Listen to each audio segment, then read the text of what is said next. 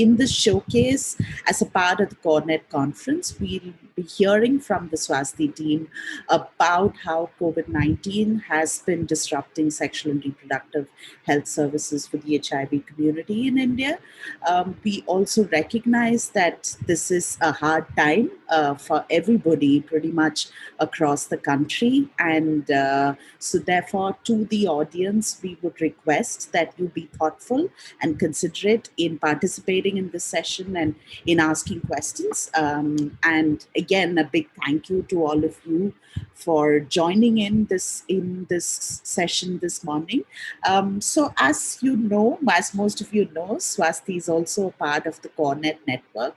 For the past year, CoreNet has been a loose network of about 50 plus organizations doing important work around COVID-19 in the country. And this conference really seeks to bring forward some of the learnings from the network and our members and bring in other stakeholders to start wider dialogues. We recognize that it does not seem like it's a time for resilience and resurgence. We're right in the middle of the second wave, but we did feel that some of these conversations were really important to have, like the conversation we're going to have with Swasti today. These are issues that we shouldn't forget and are important to keep count of when we think about preparedness for the future as well. So I'm going to quickly share some ground rules. So we are recording the session. Please let us know if you would like to not be recorded. We'll keep note of that. The AI note taker that you see here is from the Swasti team taking notes from their session. We would request you to turn off your camera and keep yourself on mute. Once we have sufficient time for question and answers, and you can unmute yourself and ask your questions. You can also ask your questions in Hindi or English. You can also use the chat box to leave comments and questions while the session's going on. It'll be great if you could introduce yourselves.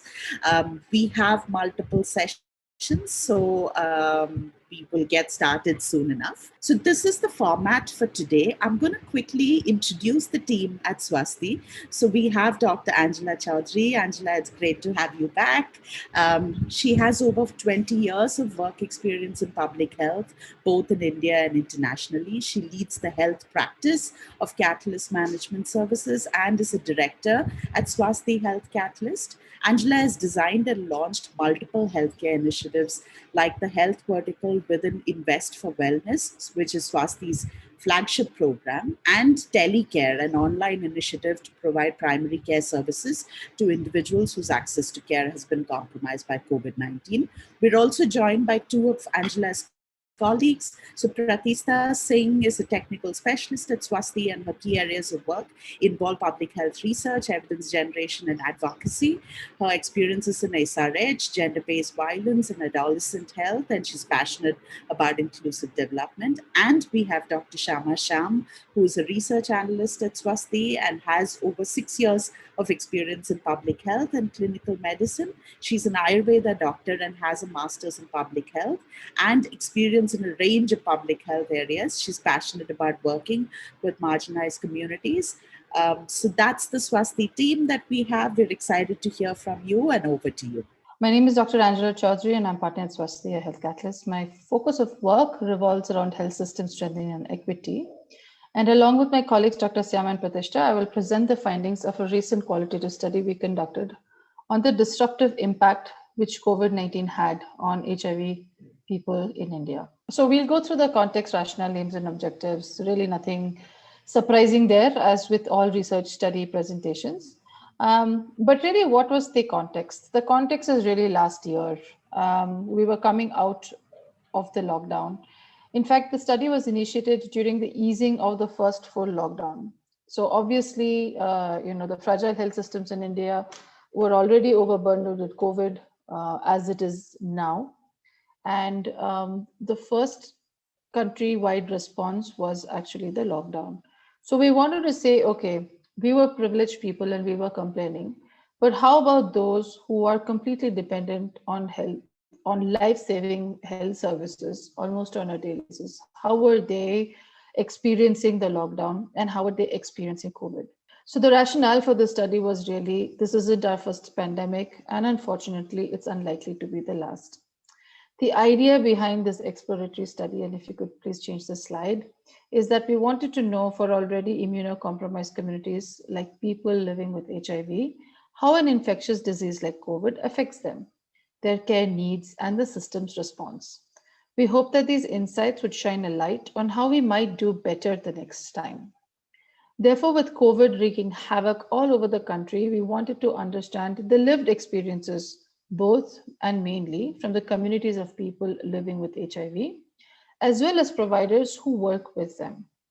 Further, we hope that the findings from the study help the government, civil society, and other stakeholders to be mindful and make informed choices regarding pandemic responses like containment and lockdown during health emergencies. Therefore, the aim of our study was to understand the extent of disruptions faced by people living with HIV in accessing the health services, specifically HIV care, during the national lockdown period from March to May 2020. Thanks so much, Angela. Hello, everybody. I will be briefly taking you through the methodology we adopted in order to conduct the study. So the data was collected in the months of September to October 2020 through in-depth telephonic interviews. To be able to reach these groups in a short amount of time, we used trusted channels of community-based organizations of women in sex work, transgenders, and men who have sex with men, basically the key HIV populations. The CBOs not only facilitated recruitment of participants for the study, they also took lead of the interviews with the PLHIV respondents, while the provider interviews were conducted mostly by the vernacular team. Almost all of these interviews were conducted in vernacular. Our total sample size included 150 participants, 111 of which were PLHIV and 39 were care providers. These respondents were recruited from 5 Indian states: Karnataka, Maharashtra, Telangana, Tamil Nadu, and Andhra Pradesh. This was done through purposive sampling using the maximum variation technique. We use this method purposely to sample participants from different genders, age, socioeconomic groups, etc., to gather diverse perspectives, basically on how people in different settings experience disruptions. The same rationale was applied while recruiting providers also, which meant that participants were sampled from different sectors as well as different occupations. So we ended up having people who were outreach workers, nurses, doctors, lab techs, and such. Our inclusion criteria for PLHIV was those who were above the age of 18 and were on ART for at least 6 months before the first lockdown was initiated. From the providers, those who have been providing services in the HIV ecosystem for at least 2 years were included. This was done mainly to ensure that the participants had enough experience and knowledge of the current health system. For this study, the interpretative phenomenological analysis approach, or IPA, was adopted. IPA is not just a means to analyze interviews or data, it's a broader approach that guides research. It aims to explore how participants are making sense of the social and personal world around them, and we focus on their experiences and narratives. The data analysis was done mainly in 2 phases, the first being preparatory and analytical. So the preparatory phase consisted of translating and transcribing the interviews into English and then uploading them to Deduce, the software which we used. For the next phase, we analyze each transcript one by undertaking qualitative coding, after reading through them thoroughly to get a feel of the participant's narrative. After we worked with a considerable amount of transcripts, we started identifying relationships between certain codes, and these codes were categorized together. This procedure continued till we had data from all the transcripts and codes, and then only after careful deliberations and discussions in between the research team, we generated a final list of themes and subthemes. Before we go on to the findings, I'd like to talk a bit about our strengths and limitations. We believe some core strengths of our study lie firstly in the large heterogeneous sample size with people from across 5 major Indian states, especially when community perspectives are needed to understand the depth of healthcare disruptions. Secondly, the findings from our study are triangulated with both PLHIV and provider narratives, which strengthen its validity.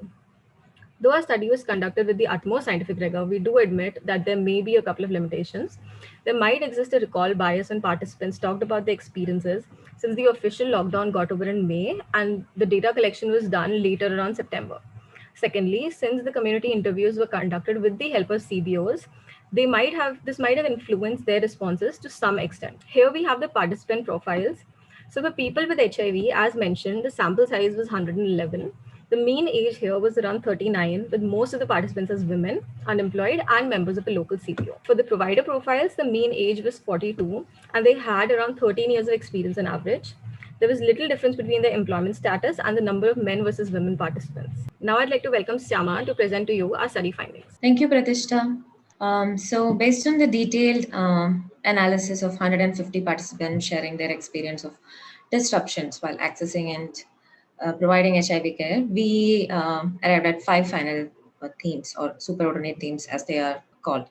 So the themes are laid out in such a way that they tell us how the pandemic and the lockdown impacted different aspects of care in day-to-day life, influenced behaviors, and made systems and communities resilient. While some of these themes are addressed to give a system versus individual perspective, others will tell us about the positive and negative experiences that shaped our participants' experience during this lockdown as well as the pandemic outbreak.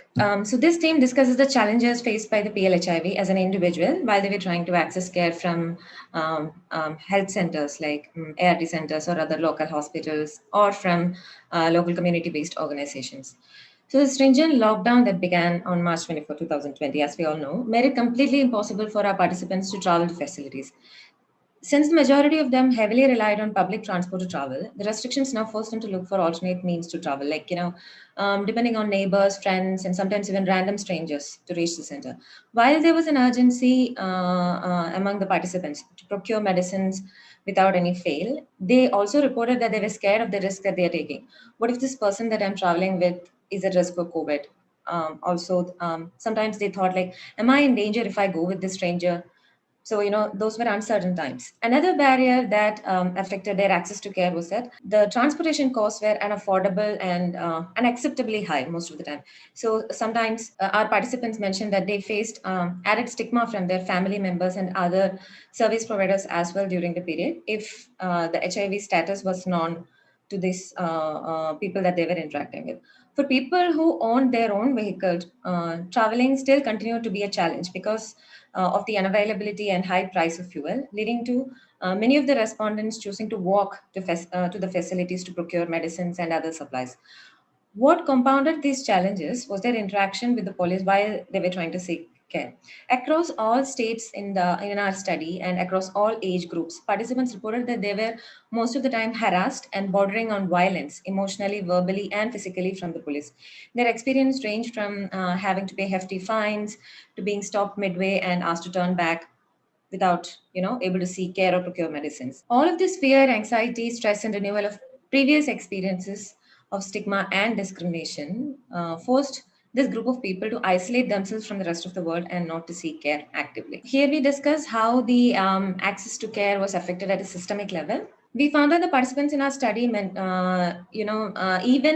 when they managed to reach the facility, most of them were still not able to access quality care. What topped this list was the unavailability of care providers as well as care itself. This happened because the systems had a clear mandate to prioritize COVID. The doctors, nurses, and other staffs were shifted to COVID duty, which meant that routine tests that were otherwise deemed unavoidable were not conducted because the equipment and the technicians were now being posted to handle COVID emergency. The shortage of the staff in the facilities was also caused by a lack of transportation, especially during the initial phase of lockdown. In addition, providers also mentioned that they did face some level of stigma from the society, including friends and neighbors, because of the potential risk that they carry because of the nature of their job, as well as pressure from the family members that, you can't go to work, you have a child, and your old father living at home. So, you need to make a choice, you can't go for work, etc. Providers also mentioned that they did face the wrath of the police, just like the PLHIV participants in the study, while they were trying to reach the facilities, often resulting in fear and anxiety, especially among women participants in the study. This fear, along with the lack of ability to negotiate with the authorities in power, made them rethink whether they should actually go to the workplace and continue serving communities. Next slide, please.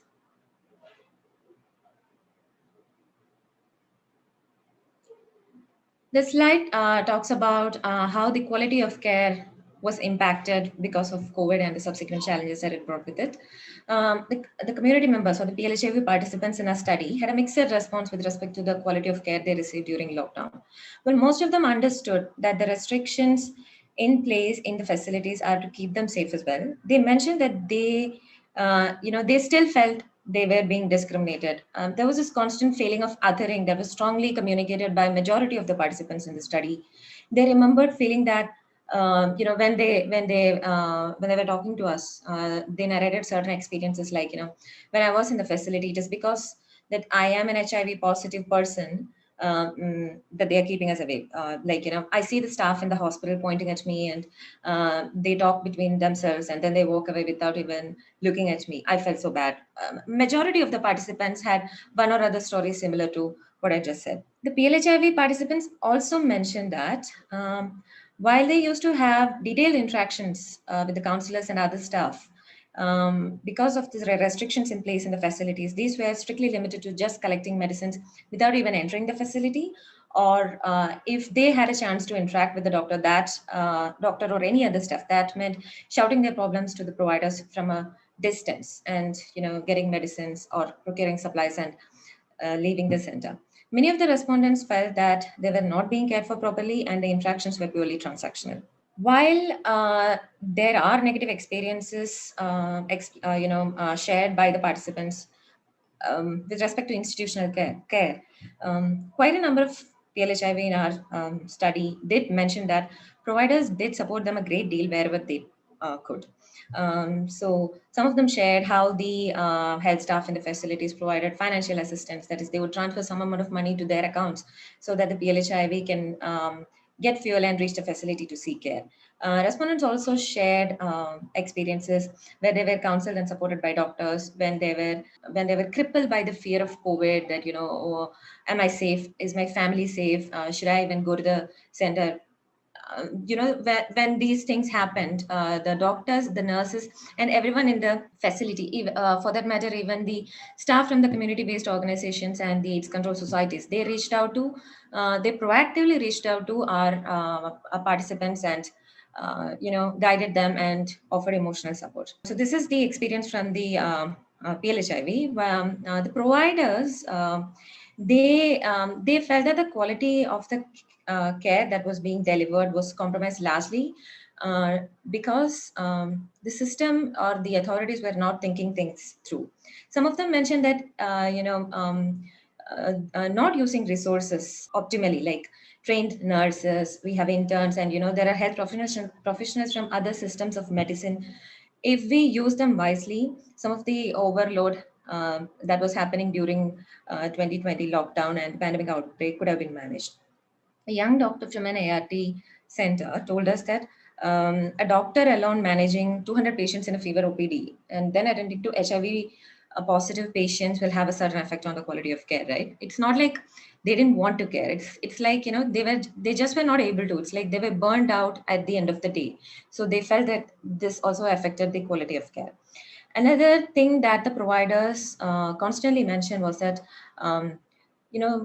just deploying resources and health personnel to focus solely on COVID did more harm than good. Because when you convert, this is again a narrative from a participant in our study. A nurse who was a participant in our study, she mentioned that, ART centers in her state was completely converted to COVID care facility. This meant that the patients were forced to seek care elsewhere. So sometimes patients would have to travel further, like 40 kilometers, 80 kilometers, and consult with doctors who are not very familiar to them, right? So what happened in these cases is that the patients did not access care, which meant it ended up causing more disruptions. So this slide talks about how COVID impacted other determinants that have a direct bearing to health and care-seeking behavior of PLHIV.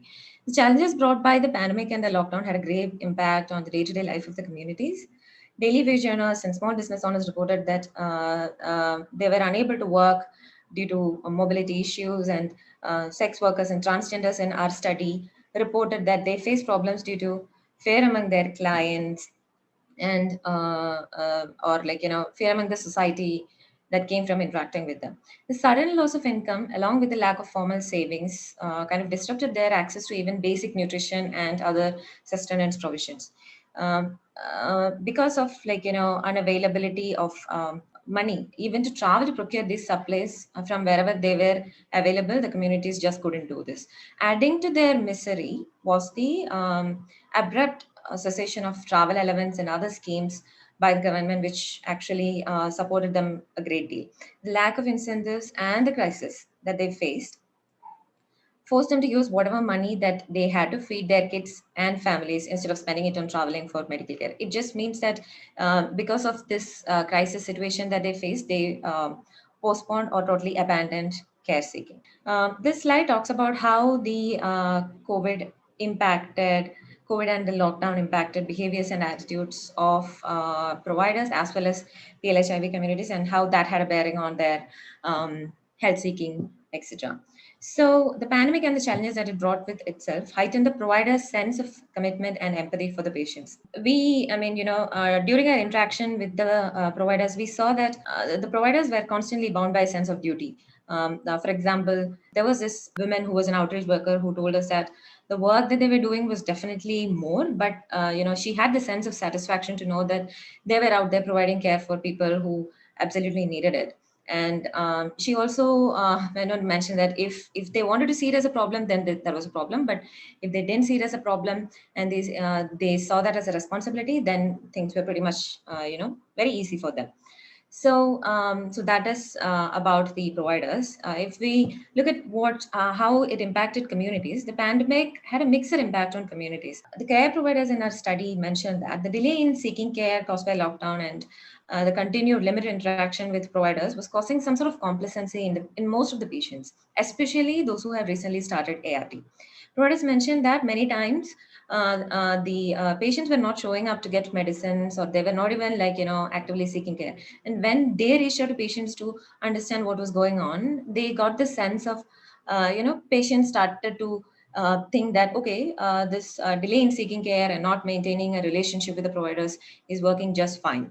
They felt that the patients have started seeing this as kind of a new normal. PLHIV participants also reported that because of the financial strains that they had, they sort of engaged in taking informal loans for higher interest rates to manage their medical and day-to-day expenses, even when they knew that they might not be able to pay it back in time, which eventually would cause more trouble for them, etc. But still, it was a matter of just getting by. So they did adopt these risky practices. On a bright side, the fear of the pandemic also influenced positive behavior changes in patients, like better hygiene practices. Almost all of the PLHIV in our study reported that they gave more attention to personal as well as environmental hygiene now compared to earlier, and also followed conscious and healthy eating to make sure that their immunity was optimal. The PLHIV also reported that they were more aware of the risks because of the constant awareness and communication efforts from the range of providers that were supporting them. This kind of led to an improvement in the ART adherence as well. So this is a final theme, and it talks about how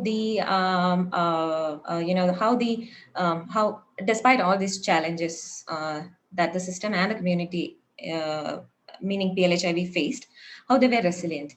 The pandemic of this magnitude has the potential to reshape entire societies and behaviors, right? So this was evident with our participants too. Providers, they were very quick to recognize that it was important to work in collaboration than as standalone entities if they were to provide efficient and effective service, like timely services for communities. So what they did was they collaborated with multiple organizations and ground level networks. Say civil society organizations partnered with AIDS control societies and programs and public health facilities. They joined forces with NGOs to identify the beneficiaries, distribute medicines, and also provisions with the support outreach workers, counselors, lab technicians, whoever was available, not just to provide services, but also to create awareness and communicate the availability of services. The providers also mentioned that forming alliances at multiple levels ensured that there was no break in the provision of services as well. For example, forming linkages with local healthcare facilities ensured that they could verify that the patients were receiving medicine from tertiary care hospitals and other primary healthcare facilities. These coalitions also made it possible to deliver care to beneficiaries from other states as well.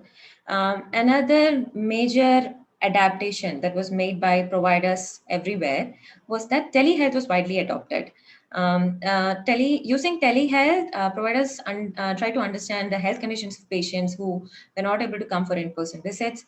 They provided counseling services, provided information about appointments and medicine delivery, also the functioning of clinics, when would the service delivery be available, etc. The support system thus created by the network of providers, primarily facilitated by the CBOs, gave hope to the communities as well, which meant that it meant a great deal for them to survive, and it meant a great deal. It helped a great deal in making our PLHIV participants resilient. The community members also shared that because of the support that they got from the network of providers and the support systems that existed, they were also very eager to share the knowledge and the benefit that they gained with their fellow members. It was also observed that the community participants, the PLHIV participants in the study, were very proactive in taking care of their health. As I mentioned earlier, they followed good practices. They started practicing good eating, hygiene, etc. So this is where I stop. I would now hand over to Angela to talk about what implications all of this have. So the implications are fairly obvious from what Syama presented to us, but let's go through them a little bit slowly. We know that people living with HIV have unique characteristics, and not just health needs, but also risk perception from society and their own risks of perceiving themselves as to be more vulnerable. In fact, the science wasn't really out. Everyone was discussing whether immune compromised people were more at risk for COVID, and that scared them even more. And that was one of the biggest barriers and challenges, in fact, to seek care or even to leave the house to get basic food. So what do vulnerable communities such as PLHIV require from government authorities? We are actually having more lockdowns, but how can this be done better? Defining SOPs on police clearance. And we have seen that already, at least with the Bangalore lockdown. I'm not sure about the others, that essential transportation to health facilities, etc., are all included as permissible as per law. During the first lockdown, this wasn't necessarily the case, nor was it articulated clearly. Supporting essential travel, both for not just the people living with AIDS, but also the providers. A huge barrier there was healthcare providers who don't have their own vehicles or transportation, or who are not allowed to have drivers or helpers, and who access public transport, were not able to reach their places of work. Therefore, should we make mechanisms and approaches to support the providers? I think there is plenty and more that can be done to support healthcare providers even now. Financial support for PLHIV. There's nutrition, there's poverty alleviation schemes, there's travel allowance, etc. Even accessing those had become problematic, and to make them more clearly articulated for immediate transfer. For service delivery in times of crisis, it is not only COVID, right? It is sexual reproductive health, non-communicable diseases. Everything is under threat when there are lockdowns. Therefore, one can't prioritize only COVID care, but include all of these under essential care, particularly for those who have severe comorbidities and those who are immune compromised. Supporting for outreach services. Outreach services are as important as clinical services, and these cannot be diminished or reductive in the case of a pandemic, and therefore supporting these outreach services are extremely important. What has happened now already, which is great, was that there are blended models now of telecounseling and in-person care. The mental health support area is also an important piece, which has been bumped up, but not enough, especially for providers. We have seen that people living with HIV have been able to access mental health support, but really not the providers. A lot of providers also harbor misconceptions about transmissibility of COVID from persons living with HIV. And those kind of myths and misconceptions need to be handled well. When we started the study, there's a regular norm where people living with HIV who are under antiretroviral treatment need to go to their facility once a month to get their monthly dose. It took a few months of rigorous advocacy for the National AIDS Control Organization to pass an order to allow people living with HIV to take home 3 months worth of ART.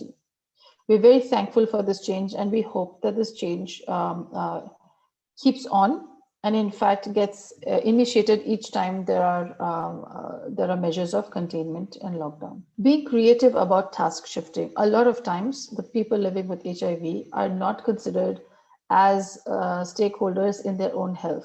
So first person, self-care, second, family care and community care. And then comes nursing and doctors. If they're able to triage this and task this out, then the load on the doctors become fairly minimal. And of course, strengthening the multi-sectoral linkages between the private and the public system. I want to appreciate Dr. Neha Parekh, who led this study and who's not able to be here with us to present because she's currently recovering from COVID, and who really was the most excited to be part of the CoreNet platform. I'd like to pause to acknowledge Dr. Praneeth Pilala from the Being Positive Foundation for being part of this research study team as well. And being a clinician, he couldn't make it here as he's busy helping people living with HIV and they're who are COVID positive. And Professor Jonathan Garcia, Assistant Professor, who's Global Health Faculty at the Oregon State University, has offered his precious advice to us. And of course, to our partner community-based organization and our team at Swasti for getting much needed essential relief to these communities, and for the lovely photos that have been shared from the community through this presentation. If there is one thing that our communities aspire to today, it is everyday well-being. Well-being, and more important, everyday well-being, is a luxury for most. And for the poor and marginalized, it often looks like an impossible dream. On the other hand, everyday well-being is critical for resilience, for every human being to fight pandemics like COVID-19, to thrive in the face of challenges. Shall we all try to make everyday well-being a reality for everyone, especially for the most vulnerable? Please accept my sincerest wishes for you, your family, and team safety at this critical moment where the transmission of COVID is unriddled. Thank you for your attention. Great.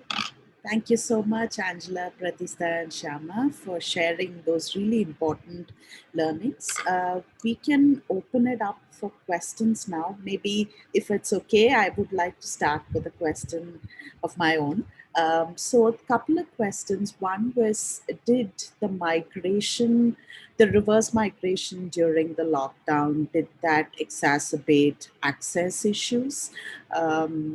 Possibly because people might have not been accessing ART in their places of work, and how did they manage when they went back home? And the second question, I think, Angela, what you said in the end about changes in some of these norms, like people being able to take 3 months of the therapy back, how does that change things for the future? If, as a patient, if I am exposed to a more convenient option like this, why wouldn't I demand it in the future? Why would I go back to going every month for my prescriptions? So did you have thoughts on these two? So I'd like to invite Syama to answer your first question on migration. So Babita, you're right. There has been to an extent, the migration, in-migration and out-migration, both of that had an effect on how the communities were accessing care. But while this was disrupted in the beginning, maybe like, for beginning of lockdown, maybe like during March, maybe, through midway of April, this was severely disrupted. But because of how the, because of the novel approaches that the network of providers adopted on ground, like, how they collaborated and how they facilitated care for PLHIV who were not even their beneficiaries, this was addressed to some extent. I don't know if you actually heard what I said. Because of these linkages that the providers forged with healthcare facilities everywhere, like it was not just within the state, right? For example, ART centers in Karnataka, they often tied up with ART centers in Andhra and Telangana to make sure that their beneficiaries or the PLHIV patients who usually access care in an ART center in Karnataka, now that they're there, they personally called up the care providers in the ART centers or other healthcare centers in the other states and ensure that this is a patient that is seeking care from your facility. Please do the needful. So this happened like both ways, right? So they called us, we called them, everything happened. So to an extent, this was mitigated, but because of the stigma associated with being a PLHIV, sometimes even if the providers reached out to the patients proactively, patients sometimes would be like, no, I don't want to take care from you because or like, I'll go back to my ART center whenever that is and take care, seek care from there. So these things were also happening. On your second question, one is to ensure that people actually arrive at facilities and get the tests that they require, and that they were not selling the ARVs or doing other things with the antiretrovirals. So normally the way we work here in our country is operate from a place of mistrust. And therefore, there are rules like that, and they work for certain circumstances and they don't. But those who are coming there and seeking, and imagine someone has 3 months and then they go to a friend and says, hey, can you give me some of yours? It literally becomes, non-prescriptive sharing of very expensive and critical, crazy drugs like antiretrovirals. They're not vitamins or, something you can just pop. And so therefore, there are these rules in place. I would hope that we don't have to, again, advocate for each time there are supply chain issues, and people are able to keep on their medication adherence. We have seen a higher rate of medical adherence. So there, like Syama shared, so there are certainly advantages to not taking the health systems for granted. I hope I've answered your question. Thank you.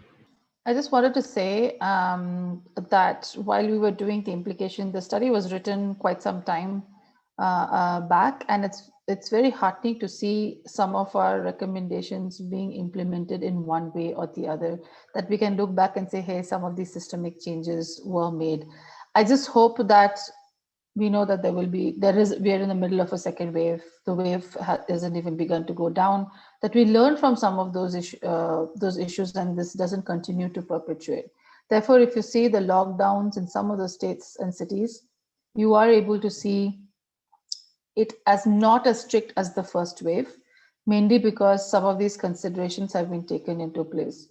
So that is hopeful. I know we are feeling hopeless and we're blaming everybody we can because we're feeling hopeless and a little bit out of control. Everybody here is affected personally in one way or the other, but we have seen it's very important to be seeing the positive things as they are, and we're hopeful that people are listening and changes are happening at all the different levels in one way or the other. Also, in the methodology that Pratishtha shared, obviously you were looking at specific states. Were there large differences in, though you haven't covered other states, do you know if there were states that were particularly struggling to ensure even some of these, that the areas that you covered were able to do? Okay, so most of so we had like a very loose framework that guided our study because this was a qualitative research, right? So we wanted to actually understand a first-hand experience of what the communities experienced. Communities, I say the word community a lot because I just feel, I have this sense of belonging. So maybe that is why I just keep saying community. So when I say community, what I mean to say is that PLHIV. So we wanted to get a first-hand account of what happened and, what was their experience like, right?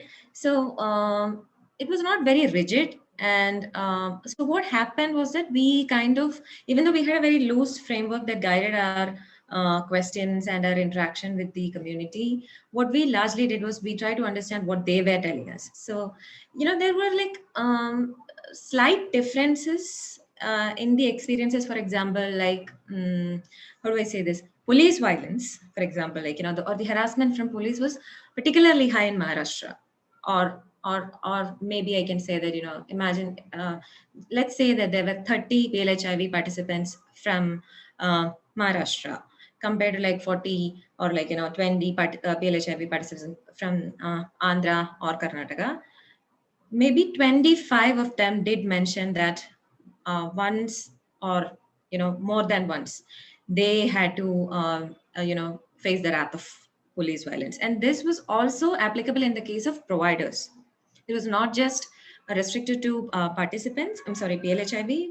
Providers also corroborated that police violence was slightly high in Maharashtra. And it's not like I can't say it is significantly high, but based on the participants' narrative, stigma and discrimination was also slightly high in Maharashtra, not for providers but for PLHIV members.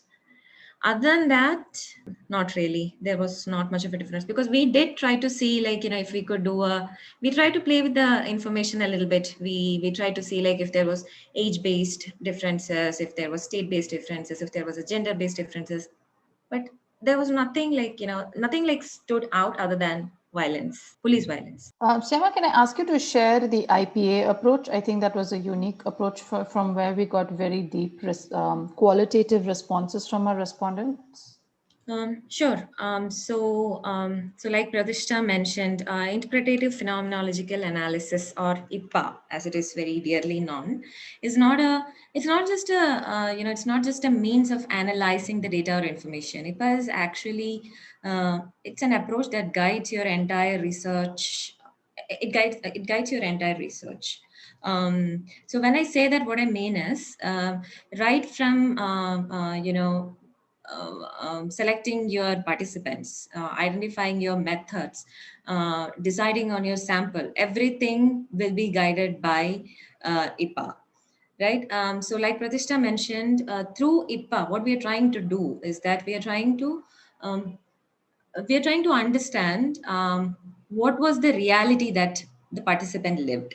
So, the main principles that guide IPA are like the meanings of this particular experiences or events that hold for this participants.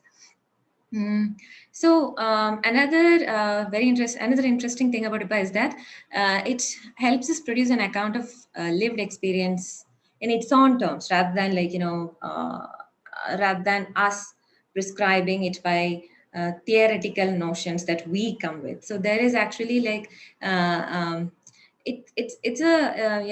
there happens a very detailed analysis of the participants' account to see where does the information converge and where does the information diverges within each individual account and across narratives.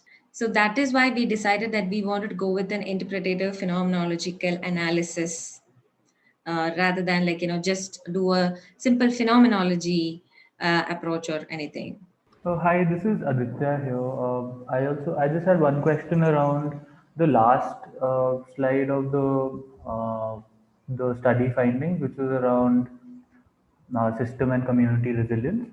So I was a little curious. So you spoke about how like there was a lot of collaboration and a lot of changes at the system level to ensure like support for the patients. I was just wondering whether you got stories from the patients as well about how this change in system or this collaboration that was very visible to them also, I'm assuming, improved or impacted how they maybe perceived their own care and their own treatment? Or was this mostly the providers who were sharing these stories about collaboration, about telehealth?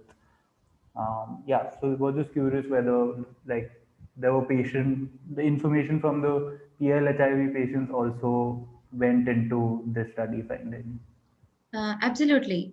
This slide is actually a product of how we analyzed the narrative as well as what came out of the first hand,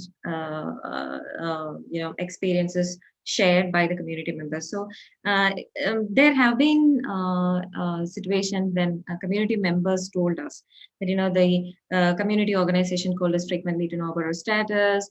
They informed us about, the government is providing this and this and this supplies in this location. You have to like mobilize a team from the community, and then you have to go there. You need to tell us if this is you are not able to do this, then we will get it for you, and we will come to a place of your choosing, and we will distribute it there. So, and similarly, ART, similarly, such supports were offered by ART centers also. So, say, for example, sometimes the nurse from the ART center would call up the patients to tell them that, listen, we know that you are due for a checkup here, but please don't come here, as the ART center is now converted to a COVID-19 center. We don't want you to be at risk.